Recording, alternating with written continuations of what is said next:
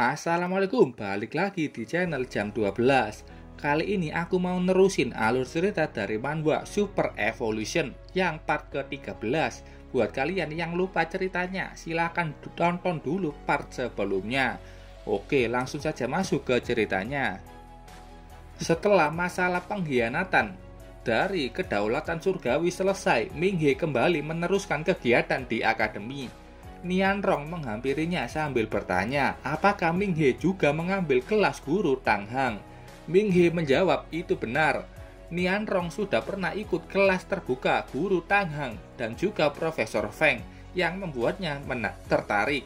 Awalnya dia bingung mau ikut kelas yang mana, tapi setelah tahu Profesor Feng pergi untuk studi di luar negeri, Nianrong memutuskan untuk ikut kelas Tang Hang. Orang lain Minghe menanggapi itu dengan menjawab itu sangat disayangkan. Orang lain tidak mengetahui kalau Profesor Feng ditangkap. Setelah mengobrol sebentar, mereka pun segera pergi ke kelas di mana guru Tang Hang mengajar. Di kelas tersebut, Tang Hang membuka kelas dengan meminta maaf ke semua cendekiawan terdahulunya karena penelitian dan proyeknya selesai dengan menolak dasar klaim mereka dulu. Itu awalan yang bagus, membuat para mahasiswa tertarik. Dia melanjutkan dengan bilang, para cendekiawan terdahulu yang menemukan kebenaran dunia. Tang Hang meneruskan mengenai masalah yang punya kepintaran dan kebijaksanaan untuk melakukan apa saja yang tidak bisa dilakukan makhluk yang lain, sampai di mana manusia membuat peradaban atau dikenal sebagai evolusi langkah demi langkah. Tapi bagaimana jika bukan lagi manusia yang mendapatkan nikmat dari Tuhan? Munculnya spesies lain yang mempelajari bagaimana menggunakan alat seperti manusia. Setelah mereka bertahap mengembangkan kecerdasan mereka, apa yang akan terjadi dengan dunia? Dan itulah yang terjadi di dunia saat ini. Tang Hang memperlihatkan gambar banyak calamity beast yang berkumpul di satu lokasi pegunungan. Karena kepanjangan inti dari kuliah Tang Hang ini, manusia sudah tidak bisa arogan sebagai ras yang paling superior. Calamity beast saat ini sudah di tahap penciptaan api. Menurut Tang Hang, mereka hanya butuh 70 tahun untuk bisa melampaui manusia dan membalik keadaan. Memang ini perkataan yang sangat suram, tapi itu berdasarkan asumsi dan mereka bisa menganggap itu semua omong kosong. Tang Hang sebagai guru juga sama seperti mereka yang pertama kali menghadapi peradaban selain manusia, dan kursus ini dia berharap kalau semua penelitiannya salah dengan cara kita manusia bisa selalu memimpin. Nianrong memahaminya dan bertanya apakah kursus ini untuk membuktikan kalau peradaban calamity beast itu tidak evolusi. Tang Hang mengatakan itu benar. Mereka akan mengumpulkan spesimen spesial dari hewan buas. Mereka akan pergi ke luar kota dan menghadapi berbagai resiko. Tapi mereka sudah bekerja sama dengan asosiasi hunter dan adanya personil resmi.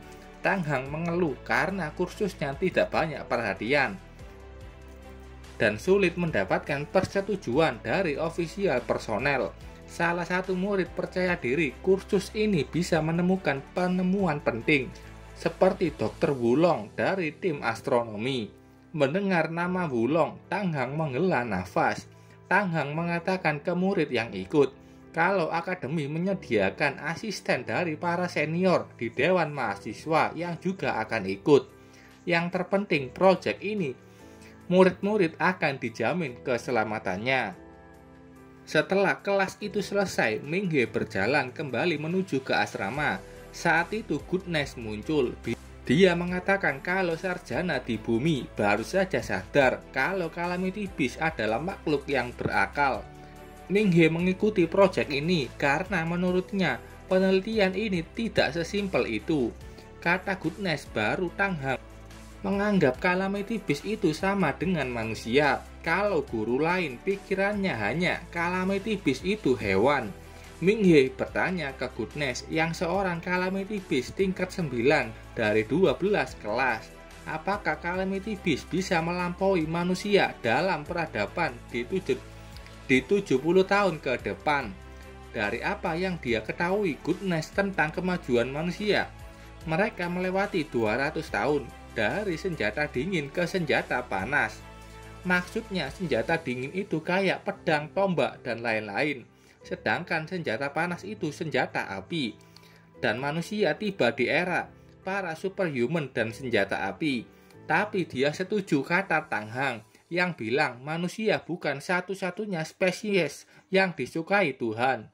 Ming He berharap semua makhluk hidup seperti Goodness dan dirinya, yang hidup berdampingan dengan indah dan suka satu sama lain.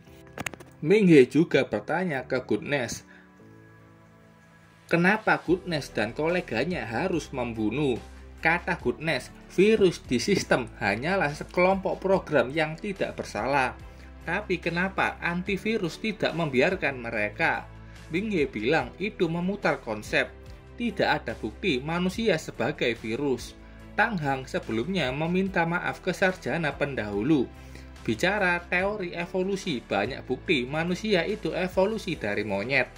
Terus kenapa lumba-lumba yang punya kepintaran tidak bisa menjadi manusia di lautan? Itu hanya karena kalian manusia bisa belajar cara menggunakan tangan dan memakai untuk peralatan. Siapa yang memberi hak itu? Itu sama seperti meteor yang terjatuh. Banyak hal yang tidak bisa dibuktikan, tapi mereka bisa menyediakan ide-ide baru. Jika semua tanda sejalan dengan ide tertentu, itu hanya memperkuat kebenaran ide itu lebih jauh. Ide itu adalah mengenai manusia yang dulunya sebagai sistem kekebalan alam semesta. Pembicaraan ini cukup dalam dan sangat rumit. Kalau tidak paham, pura-pura aja kalian sudah paham. Ming He sudah kembali ke rumahnya. Dia melihat kakaknya yang mengemasi barang-barang Ming He. Dia bertanya kenapa Ming He sering keluar, bukannya belajar dan memperkuat skillnya. Ming He menjelaskan kepergiannya kali ini dia akan mengambil sampel untuk penelitian. Qin Yu menasehati adiknya untuk terus berhati-hati dan jangan arogan. Kalau merasa tidak benar, berbalik dan lari saja. Qin Yu juga bilang kalau dia bekerja di bagian mengolah data. Padahal dia berharap bisa mengorek rahasia negara kalau berada di tim astronomi. Ming He bilang ke kakaknya, saat ini masih pemagang, pasti akan datang waktu pekerjaan yang lebih ke depannya. Saat itu pintu mereka diketuk. Qin Yu membukanya dan datang dua wanita yang menyapa Qin Yu. Bertanya apakah kau sudah siap? Qin Yu juga mengenalkan Ming He sebagai adiknya yang masih siswa di Akademi Nando. Melihat kedua temannya itu mau menggoda adiknya, dia langsung mengajak keduanya segera berangkat. Qin Yu pamitan ke adiknya. Ming He senang kakaknya itu sudah punya teman dan dia mengambil tasnya untuk segera berangkat juga. Ming He sudah bersiap di depan Akademi Nando. Dia juga melihat adanya Lo Qian yang sedang diganggu Fan Kai. Aku harus cek naskah untuk ingat nama orang ini. Lanjut, Lo Qian tidak peduli dengan Fan Kai dan langsung menyapa Ming He. Dari perkataan Fan Kai, mereka akan pergi ke garis depan. BTW, entah ini kenapa gambar Lo Qian kurang cantik dibandingkan sebelumnya. Kalian coba bandingkan. Lanjut, Ming He menjelaskan mau kemana. Lo Qian senang karena tujuan mereka juga sama. Fan Kai terus saja mengoceh apa yang ingin dia sombongkan. Tapi keduanya tidak mendengarkan dan asik mengobrol sendiri. Melihat itu Fan Kai sangat marah, tapi dia ingat tidak bisa mengalahkan Ming He. Jadi dia langsung pergi dari situ. Lo Qian bilang ke Ming He untuk terus berhati-hati. Tapi dalam hatinya dia ingin sekali memeluk Ming He sebelum pamitan. Saat itu ada beberapa orang yang lewat sambil membawa tas yang besar dan kebetulan yang sudah direncanakan autor. Tas besar itu menyenggol Ming He dan membuatnya terdorong sampai memeluk Lo Qian. Lo Qian senang mendapatkan pelukan dari Ming He dan dia sudah waktunya untuk pergi. Ming He bilang untuk hati-hati di dalam perjalanan. Setelah itu Ming He berkumpul di busnya. Nian Rong sudah masuk ke dalam bus. Di dalam ada ketua Dewan OSIS, Tang Ning. Setelah Ming He masuk, Tang Ning langsung mengenalinya dan Ming He menyapa Tang Ning. Ling Hui ternyata juga ikut dalam proyek ini. Tang Ning mengeluh karena harus menjaga siswa baru. Karena Tang Hang itu adalah pamannya. Tang Hang bilang, walaupun bukan di garis depan, penelitian ini akan menjadi kontribusi yang signifikan. Lian Dong yang juga ikut menjelaskan siapa saja senior yang akan ikut. Pertama ada Lu Feng. Dia punya penglihatan super dan sniper yang sangat kuat. Ada juga Jiang Wenwen, terkesan imut. Tapi kalau sudah serius, seluruh kelas superhuman tidak bisa mengalahkannya. Nian Rong bertanya, bagaimana kalau senior yang memakai pakaian tradisional Jepang itu? Namanya Shaina. Sedikit misterius, dan Lian Dong tidak tahu info apapun mengenai dirinya. Ada juga Wu Xiaodong. Kelihatannya biasa saja, tapi pasti di peringkat atas juga. Melihat bagaimana senior yang diajak sebagai penjaga, artinya topik kursus ini begitu penting. Sementara itu di kota Furong, tepatnya di Waduk Guanyun, ada dua orang yang lagi memancing. Keduanya mengobrol mengenai kehidupan dan memancing bersama. Sampai ada bunga dandelion merah muda yang mulai berterbangan. Ada satu bunga yang masuk ke dalam mobil dan menempel ke baju pria yang sedang menyupir. Pria ini mendapatkan buruannya, tapi itu sangat berat. Dia meminta bantuan dari orang di sampingnya, tapi orang itu tidak menjawab dan hanya diam saja.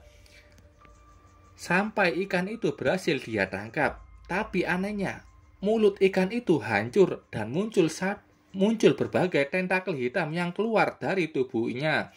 Ikan yang dia tangkap sampai mengering. Dia mengatakan itu ke temannya.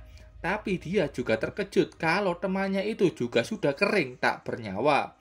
Dari kakinya muncul makhluk yang sangat aneh. Makhluk itu kembali ke dalam waduk memasuki air. Kembali ke bus yang ditumpangi kursus Tang Hang. Nian Rong bertanya sampel apa yang akan mereka koleksi. Itu sejenis tanaman. Sebelumnya Tang Hang dikirimi sampel aneh dari para hunter. Dia meneliti dan menemukan kalau tanaman itu sangat agresif. Memang banyak tanaman yang agresif, tapi itu ke tanaman yang lainnya. Untuk mendapatkan sinar matahari atau yang lain.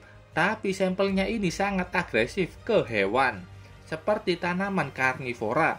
Kecuali sampelnya ini tidak menangkap serangga, itu menangkap hewan yang lebih besar, termasuk juga manusia.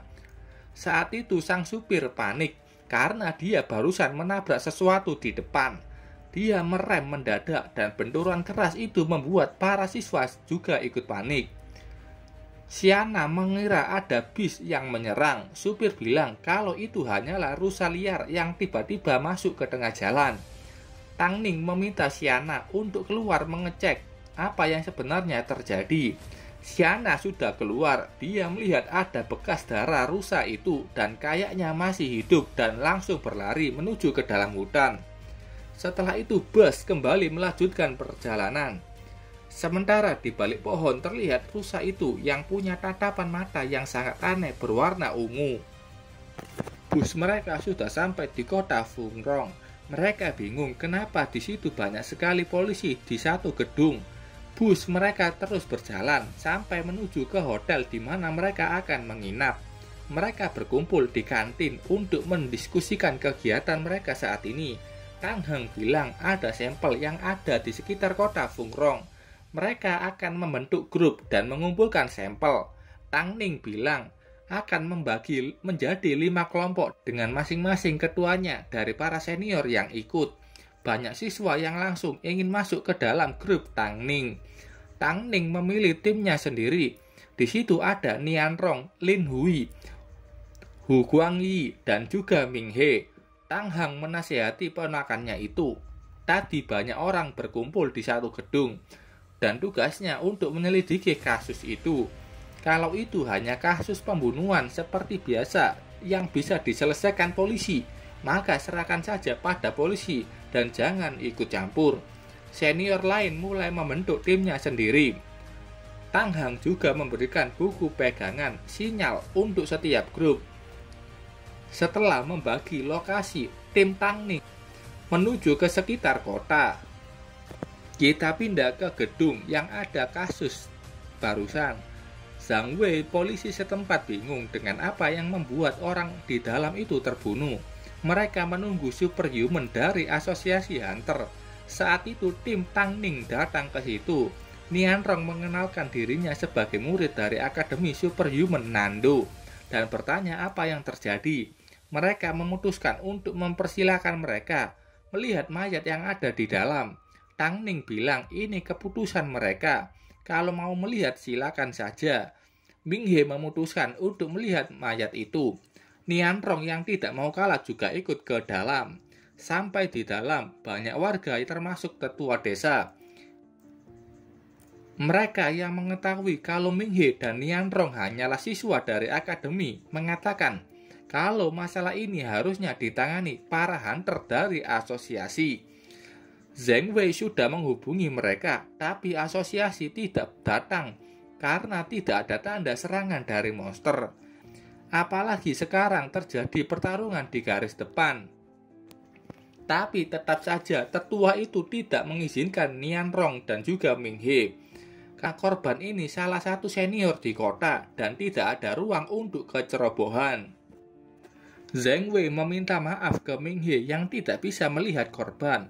Ming He tidak tahu hunter level mana yang meyakinkan mereka. Tetua bilang setidaknya Moon Glow rank hunter. Ming He langsung mengeluarkan rencana hunternya. Mereka semua kaget karena itu di tingkat corona. BTW untuk tingkatan hunter ini aku taunya ada Starlight, Moon Glow, Sunblaze, dan Heaven Flare. Ikutin translate-nya saja. Warga di sana kaget. Ada yang bilang sebenarnya di sini ada warga yang juga hunter Moon Glow. Tapi hunter itu tidak pernah kembali pulang semenjak merantau ke kota. Polisi memberi hormat, mereka bekerja sama dengan Ming He, dan semua orang di kota akan juga membantunya. Ming He bilang, pertama, kita lihat dulu mayatnya. Polisi menyingkap kain penutup dan memperlihatkan kondisi mayat di situ. Ming He dan Nianrong terkejut dengan kondisi mayat, yang benar-benar sudah kering, hanya terlihat kerangka dan kulitnya. Oke, sampai sini dulu ceritanya. Terima kasih buat kalian yang sudah menonton videonya sampai selesai. Salam jam 12. Bye-bye.